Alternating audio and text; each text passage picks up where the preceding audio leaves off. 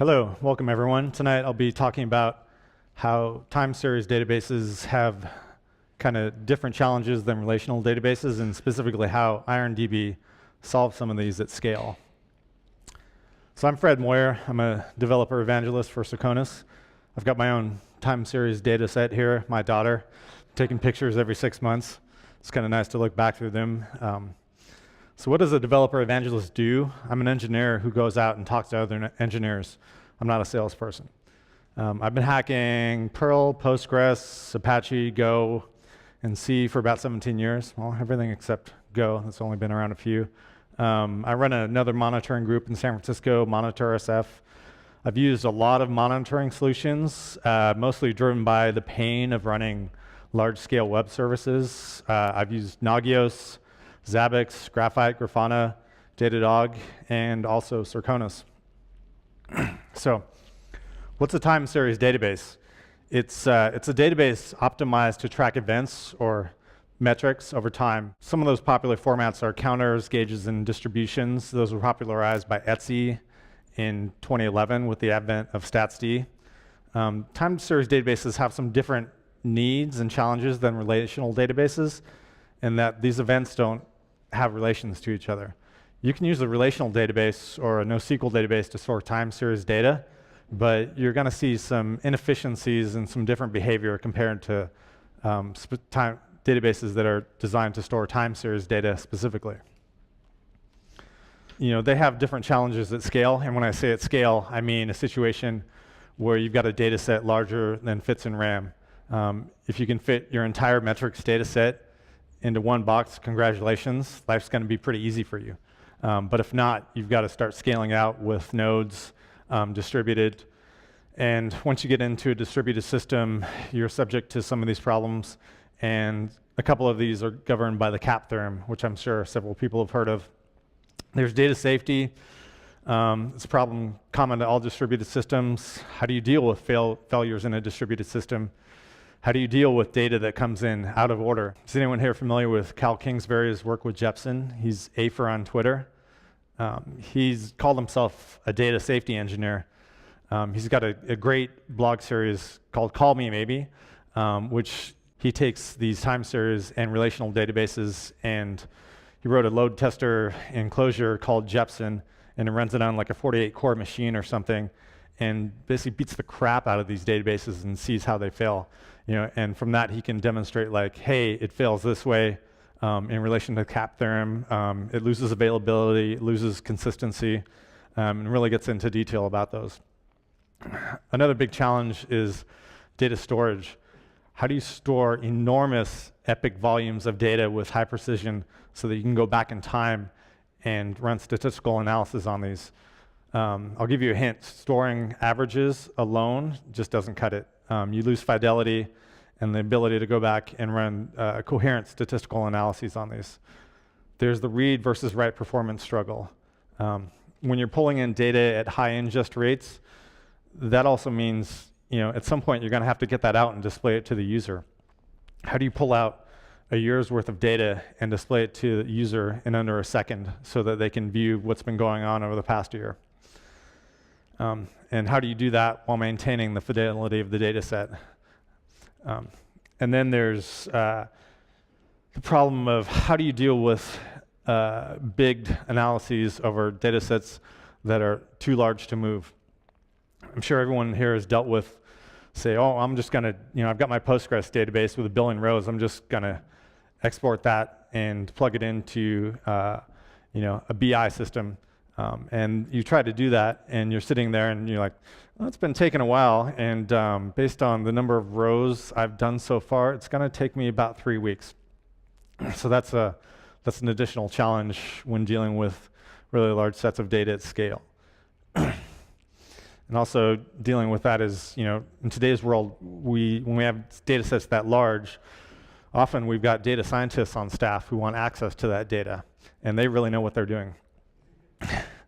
And a bonus is operational simplicity. You know, anyone here who's run monitoring systems at scale, large relational databases, knows that you can't afford to have oftentimes like a staff of 10 people just on one resource.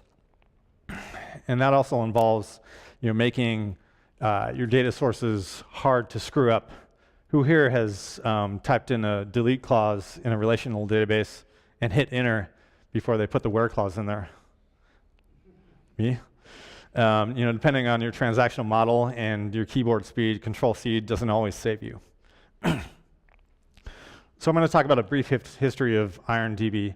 It's been the result of the evolution of real-world systems at Circonus specifically in capturing time series data over several years. It started out 2009 to 2012. They were using Postgres to collect all this data. They went through a lot of pain and gained a lot of wisdom during that.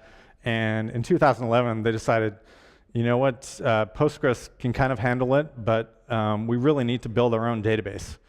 Everyone likes doing that.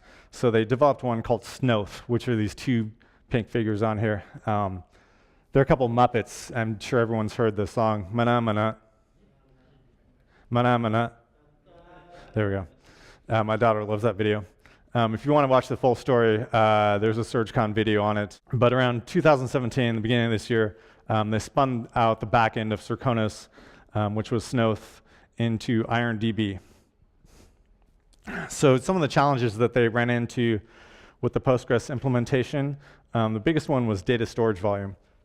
If you take a look at an example, I've got 10,000 time series metric streams, and I'm collecting 1 point every 60 seconds, which is something pretty common you would do for network gear. You're going to get about 5 billion data points per year.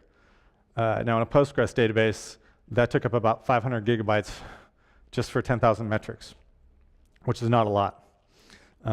It's scaled, but they had some great DBAs on staff, and still they were spending a lot of time dealing with things like master-slave failovers, tuning the database promotions when one fell over, and it started to eat up too many operational resources. I don't know how many people here have dealt with relational database failures of primary databases. I've dealt with that a few times, and you'll hear people say like, "Oh, just flip over the backup." Well, you do that, but in some cases it can take 5 or 6 hours. And if you've ever run into, say, a kernel bug in an Adaptec RAID driver, and you flip over to the backup, and the next day it fails again, and you're out of masters and primary databases that can handle the load, well, then you're really in trouble. The query performance was okay for reads, but SQL was really designed to exclude data that you aren't interested in. You'll do a clause like select foo from bar where name equals this, you get 1 row back. If you're looking at querying time series data, you want 10,000 or a billion rows back. It's just a different kind of extraction that you're trying to do. Also, write performance was a problem. Postgres provides a number of guarantees to keep your data safe.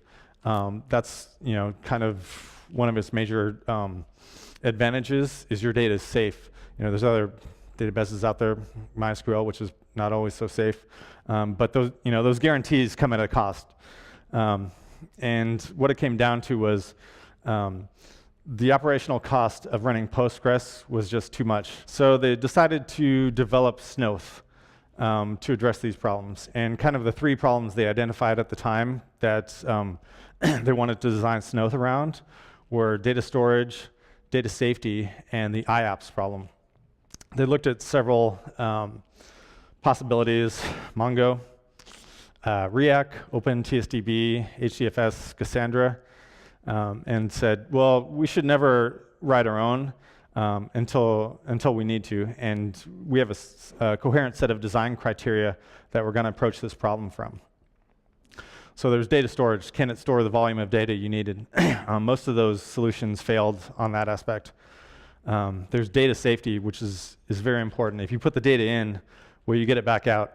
They didn't need the guarantees of ACID databases, applying custom constraints, foreign keys. You don't have any of that in a time series database. You're not doing left outer joins across a dozen tables. And then there was the IOPS problem. Can it scale to hundreds of millions of metrics per second without sacrificing data safety? Some of the solutions looked like they could do that in terms of performance, but they sacrificed data safety. Again, Afer's blog, Call Me Maybe, is hours of entertainment on just this issue. So they decided to build it themselves. Snoth was born, and it addressed these specific problems, and we're going to take a look at how it did that. So first, a quick look at the architecture. It was written in C. There's a tremendous amount of advantages using C for performance sake.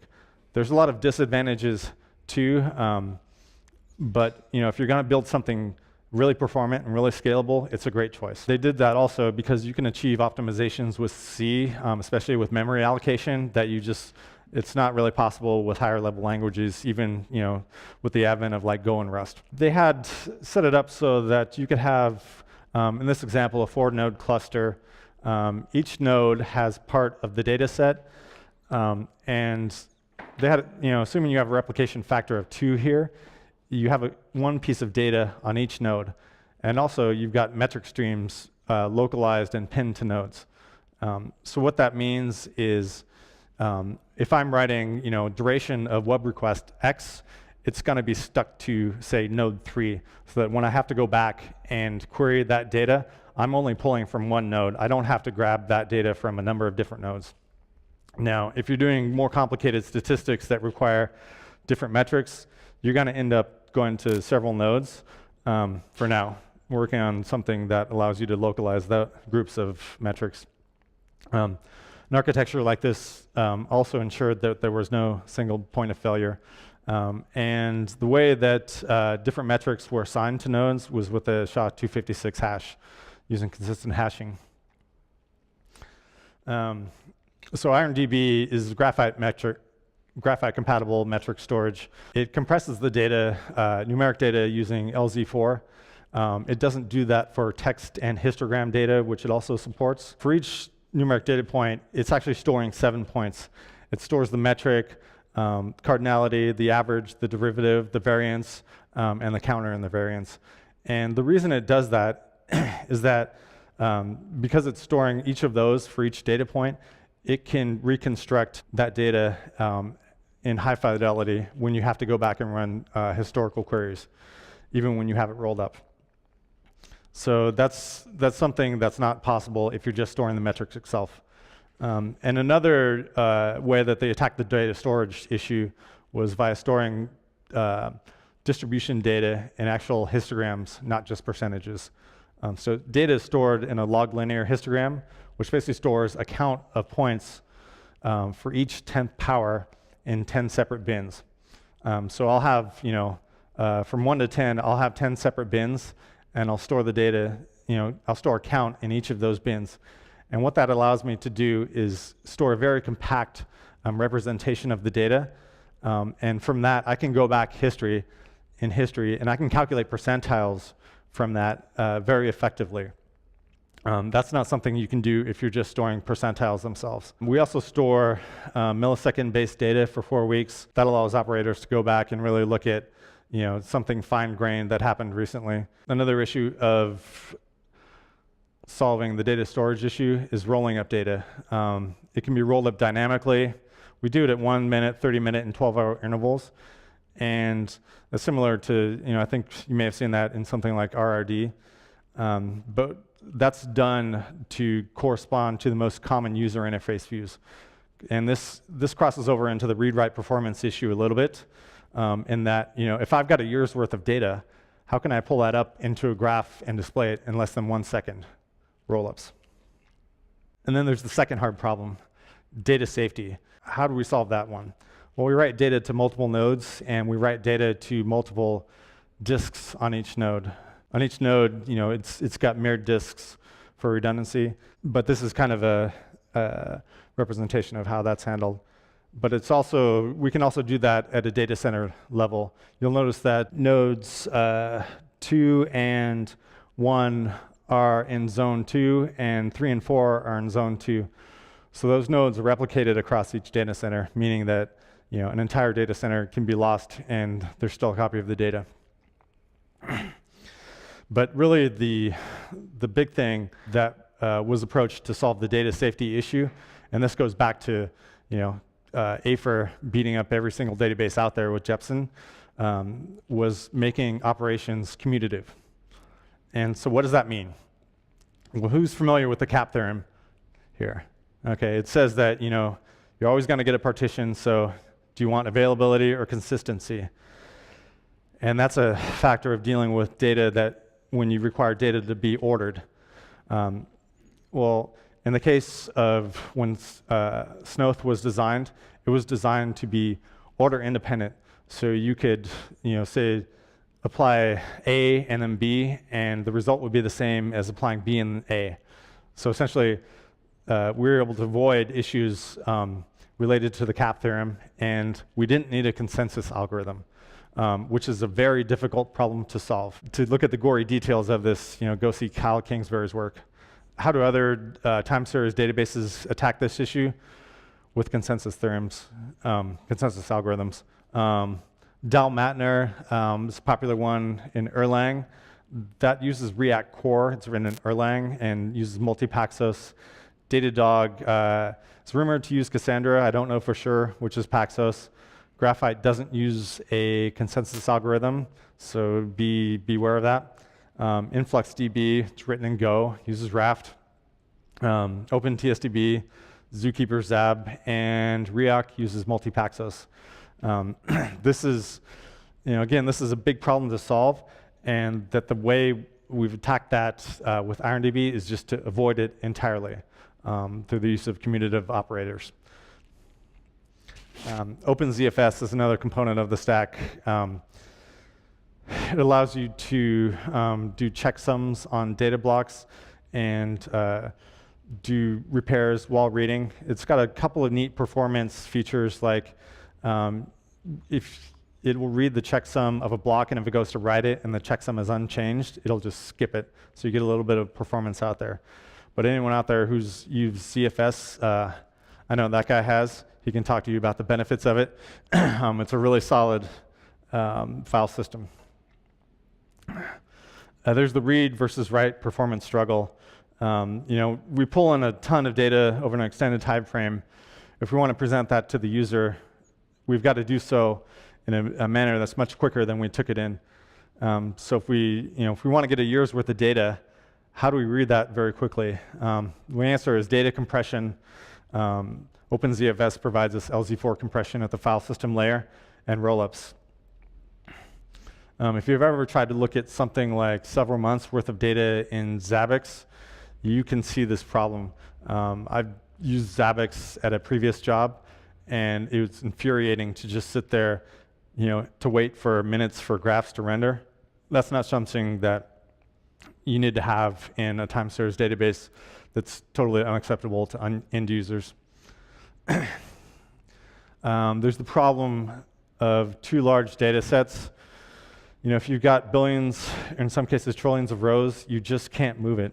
You've got to bring the data science to the data set. You've probably seen this. Anyone here use Prometheus? They've got the PromQL language on here. IRONdb has something similar, Circonus Analytics Query Language. It was designed to support data scientists and be capable of a lot of different statistics approaches to apply to those. And it also has hooks in so that you can write your own programs in Lua and run that against that.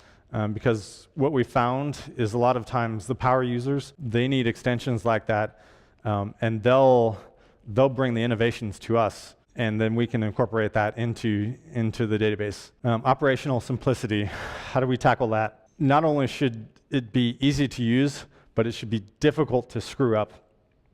Because if you look at failures of distributed systems, Amazon, Google, the number one reason that they fail is not the way the system was designed. It was operator error. Most of these systems are designed and have been through so many battles that they're very robust. What happens is someone clicks the wrong button and the system goes down. So here we can see, pardon me for a second. This is the maintenance console for IRONdb. It shows number of operations per second. It's got a REST API, and it allows us to dive into there and actually take a look at how the operations are performing. This is a histogram of put latency to the database. You'll notice the scale on the x-axis. The middle right there is down around 200 microseconds. So it's fairly performant.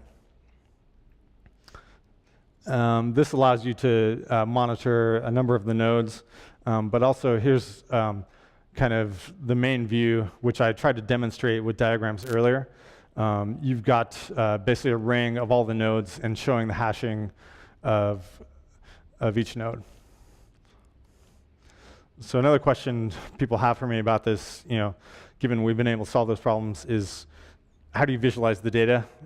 Well, IRONdb was developed to be a drop-in replacement for Whisper and compatible with the Graphite API. So you can basically drop Graphite Web or Grafana on top of Graphite Web right on top of that, or use the REST API.